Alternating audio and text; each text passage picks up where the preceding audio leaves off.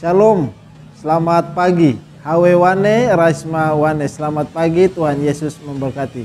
Senang kembali berjumpa dengan umat Tuhan dalam renungan pagi pulang ke rumah oleh hamba Tuhan Nyonya Ellen G. White. Pagi ini tanggal 28 Oktober hari Rabu. Kita bersyukur berterima kasih Tuhan sudah memimpin kita tiba di hari-hari terakhir dari perjalanan kita di bulan Oktober tahun 2020. Renungan kita pada pagi hari ini berjudul Bekerja dengan Imam Besar Kita. Ayat renungan kita diambil dari Ibrani 4 ayat 14. Karena kita sekarang mempunyai imam besar agung yang telah melintasi semua langit, yaitu Yesus, Anak Allah. Baiklah kita teguh berpegang pada pengakuan iman kita. Ya, kalau membaca judulnya ini menimbulkan pertanyaan dalam hati, bahkan saya secara pribadi. Bagaimana kita bisa bekerja dengan imam besar kita? Ya. Sedangkan kita tahu bahwa sepanjang bulan ini kita belajar bahwa imam besar kita bekerja di bait suci surgawi. Kita di bumi ini tidak bisa mengambil bagian oleh karena imam besar kita bekerja di bilik yang maha suci, tetapi di bilik dari di bait suci surgawi. Itulah yang terjadi pada tahun 1844. Tapi ada hal menarik yang disampaikan oleh hamba Tuhan Nyonya Ellen G. White melalui tulisan-tulisannya, sehingga kita mengerti bahwa kita pun bisa memberikan peran kita secara maksimal sementara Kristus bekerja melayani di bilik yang maha suci. Mari kita baca. Kita harus memantaskan diri agar mempunyai roh yang sama seperti Kristus Yesus. Kristus sedang bekerja bagi kita. Maukah kita bekerja bagi Kristus di dalam tugas pekerjaannya? Anak-anak katanya, pertumbuhkanlah kesabaran, iman dan pengharapan. Ya, pertumbuhkanlah kasih dan biarkanlah kata-kata jahat tidak keluar dari bibir kita.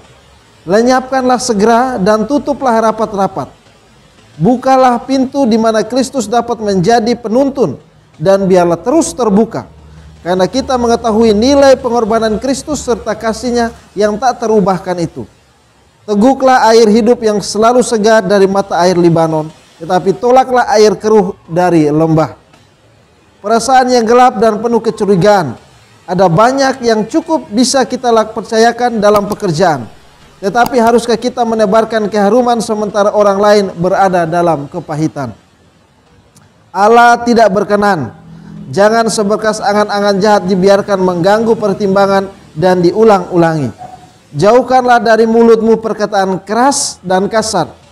Bicarakanlah dengan baik dan menyenangkan. Peganglah teguh-teguh keyakinanmu kepada Yesus.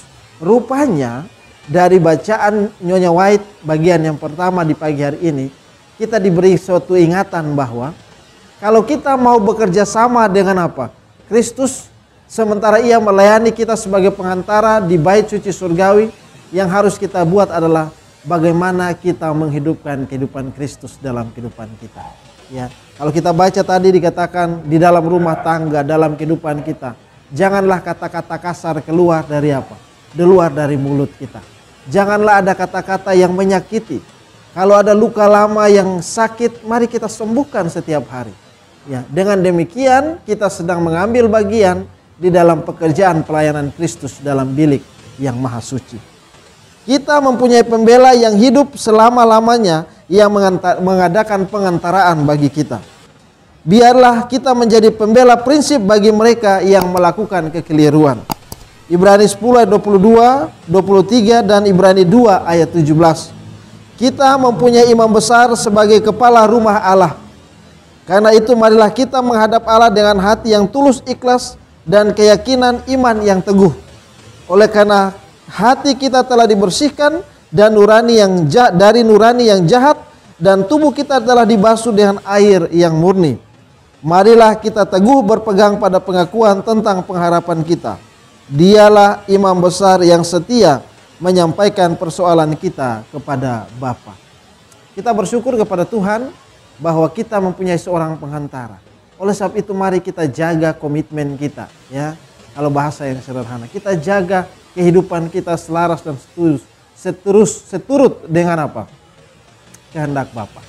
Ya. Kutipan yang terakhir boleh kita baca bersama-sama. Dan sementara Ia bekerja bagi kita, Biarlah kita bekerja dengan sungguh hati, dengan penuh perhatian untuk meninggikan persekutuan di antara satu sama lain. Luar biasa. Kristus berdoa agar kita beroleh sifat yang mau bersatu, sama seperti Dia dan Bapa satu adanya. Di dalam segala hal biarlah kita memperlihatkan keyakinan dan kasih terhadap satu sama lain.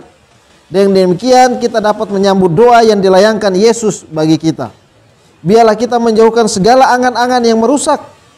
Biarlah kita selalu berada di sisi Kristus dan memikirkan kekuatan yang dikaruniakannya kepada kita, agar kita dapat menyalurkannya kepada orang lain. Jadi bagaimana kita bisa bekerja dengan imam besar kita? Dengan menghidupkan kehidupan yang menonjolkan karakter Kristus. Dengan menunjukkan kehidupan yang menunjukkan ada Kristus dalam kehidupan kita. Karena kita mau pulang ke surga Bapak Ibu sekalian. Kita mau bertemu dengan Yesus. Maka kehidupan kita juga harus menunjukkan karakter Yesus. Jadi sangat sederhana supaya kita bisa bekerja sama dengan Yesus. Apa itu? Jaga mulut kita, jangan mengeluarkan kata-kata yang kotor, yang kasar dan keras. Jaga pikiran kita, jangan memikirkan hal-hal yang jahat, tetapi memikirkan hal-hal surgawi. Bagaimana Bapak Ibu sekalian? Susah atau gampang? Gampang-gampang susah atau susah-susah gampang? Ya.